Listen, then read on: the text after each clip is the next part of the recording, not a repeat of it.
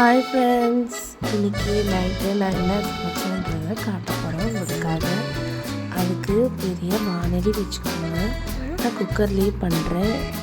இந்த குக்கரில் தான் நான் உருளைக்கிழங்கு வேக வச்சேன். ஸோ அதனால அதுலேயே நான் பண்ணுறேன். நான் இன்றைக்கி பண்ண போகிறது என்னென்னு நீங்கள் சமையல் பார்த்து கண்டுபிடிச்சிருக்கீங்க. எல்லோரும் செய்கிற மாதிரி ஆலு பீஸ் கிரேவி தான் செய்ய போகிறேன். இது சப்பாத்தி, இட்லி, தோசை எல்லாத்துக்குமே நல்லாயிருக்கும். நீங்களும் ட்ரை பண்ணி பாருங்கள். சோம்பு பெருசாக போட்டால் எங்கள் வீட்டில் எல்லாருக்கும் பிடிக்காது. அதனால் அதை ஒரு 1/10 நான் கிரைண்ட் பண்ணி வச்சுருக்கேன். அதுதான் 2 ஸ்பூன் சேர்த்து அது கூட ஸ்பைசஸ்லாம் சேர்த்து அது கொஞ்சம் நல்லா பொரிஞ்சதுக்கப்புறமா நான் என்ன பண்ணுறேன்னா பச்சை மிளகாய் சேர்ப்பேன். எங்கள் வீட்டில் காரம் நிறைய சாப்பிடுவாங்க. அதனால் நான் பச்சை மிளகாய் கொஞ்சம் சேர்த்துக்கிறேன். அதுக்கப்புறமா வெங்காயம், கொஞ்சம் பெரிய வெங்காயம் தான் சேர்த்துக்கிறேன். இந்த சின்ன வெங்காயம் அதுவும் நீங்கள் சேர்த்துக்கலாம். டேஸ்ட் நல்லா இருக்கும். இந்த மாதிரி நம்ம பண்ணுறப்போ ரொம்ப நல்லாவும் இருக்கும். எனக்காக நம்ம ட்ரை பண்ணலாம் பாருங்கள். இப்போ கொஞ்சம் கருவேப்பிலையும் ஆட் பண்ணியிருக்கேன். நான் வாய்ஸ் கொடுக்க முடியும், ஏன்னா பின்னாடி பசங்க கற்றுறது ரொம்ப நிறைய கேட்கும். நல்லா வதக்கிக்கோங்க. பச்சை வாசனை போகிற அளவுக்கு நல்லா வதக்கிட்டிங்கன்னா அந்த பச்சை வாசனை எல்லாமே நல்லா போயிடும். இதுக்கப்புறமா நீங்கள் இதில் கொஞ்சம் இஞ்சி பூண்டு பேஸ்ட் ஆட் பண்ணிக்கலாம். சைட் பை சைட் நான் பொட்டேட்டோஸையும் உரித்து கட் பண்ணி வச்சுருக்கிறேன்.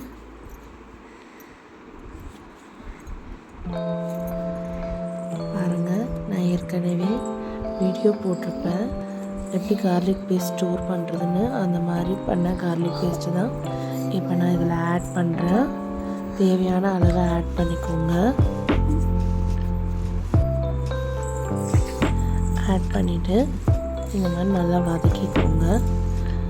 நான் வச்சுருக்கிற கார்லிக் பேஸ்ட் ஹோம்மேட் தான். எந்த ஒரு ப்ரிசர்வேட்டிவ்ஸும் யூஸ் பண்ணுறதில்ல. அதில் வெறும் ப்ரிசர்வேட்டிவ்னு ஆட் பண்ணுறது வெறும் எண்ணெயும் கல்லுப்பு மட்டும்தான்.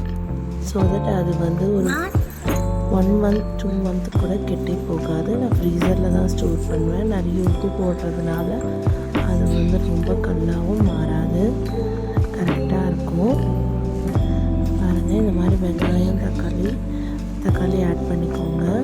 அந்த தக்காளி ஆட் பண்ணி நல்லா வதங்கினதுக்கப்புறமா கொத்தமல்லி கொஞ்சம் ஆட் பண்ணிக்கோங்க. கொத்தமல்லி, ஃப்ரெஷ்ஷான கொத்தமல்லி ஆட் பண்ணிக்கோங்க. நல்லா வதக்கிக்கோங்க.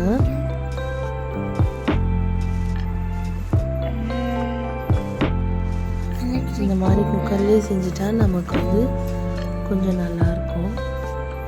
அதுக்கப்புறம் உரித்து ஃப்ரோசன் பண்ணி வச்சுருக்கிற பீஸ் தான் இதில் ஆட் பண்ணிக்கிறேன்.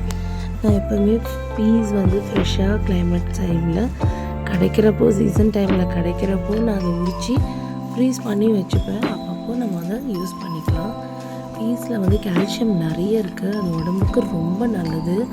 தயவுசெய்து பசங்களுக்கும் இந்த மாதிரி சீசனில் கிடைக்கிற மாதிரி அது இருக்கிறப்பவே நிறைய வாங்கி பசங்களுக்கு டெய்லி கூட கொடுங்க. அதுக்கப்புறம் அது கிடைக்காது, ஒன்லி வின்டர் சீசன் மட்டும்தான் கிடைக்கும். நல்லா வதக்கிட்டு அதுக்கப்புறமா மஞ்சள் தூள், மிளகாத்தூள் எல்லாம் ஆட் பண்ணிக்கோங்க. உங்களுக்கு தேவையான அளவு ஆட் பண்ணிக்கோங்க. நான் 1/2 ஸ்பூன் மஞ்சள் தூள், அப்புறமா 2 ஸ்பூன் மிளகாத்தூள் ஆட் பண்ணிக்கிறேன். கொஞ்சம் கல்லுப்பு ஆட் பண்ணிவிட்டு நல்லா வதக்கிக்கோங்க.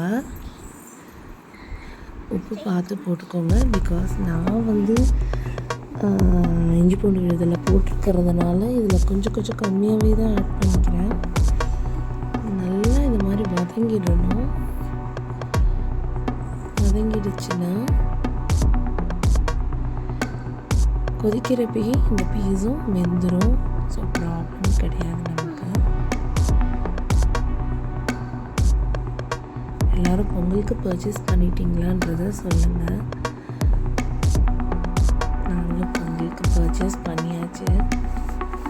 அடுத்தது உங்களுக்கு பொங்கல் வீடியோ கூட வரும். பாருங்கள், என்ஜாய் பண்ணுங்கள். பாருங்கள், இந்த மாதிரி கொஞ்சமாக தண்ணி ஊற்றி நல்லா அந்த கொதி வர வரைக்கும் வைக்கலாம். ஸோ தட் அப்போ தான் நல்லாயிருக்கும்.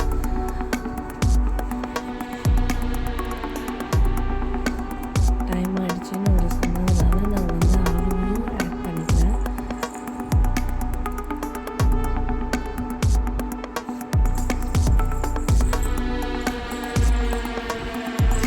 நான் போட்டிருக்கிற காரம் வந்து நிறைய பேருக்கு நிறைய இருக்கிற மாதிரி இருக்கலாம். ஆனால் எங்கள் வீட்டுக்குள்ள இந்த காரம் கரெக்டாக இருக்குன்ற மாதிரி தான் இருக்கும். நீங்கள் அதை மட்டும் கொஞ்சம் அட்ஜஸ்ட் பண்ணிக்கோங்க.